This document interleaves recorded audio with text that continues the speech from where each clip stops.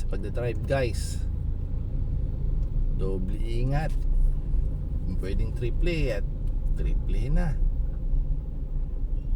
dahil lang isang aksidente, isang kisap mata lang, huwag kakapit ng cellphone pag nagdadrive.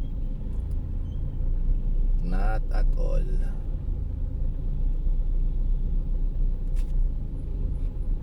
Sobrang delikado talaga pagka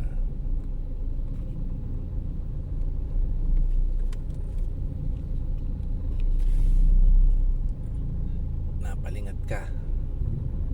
Ayan. Dito pa may mga pulis pa rito.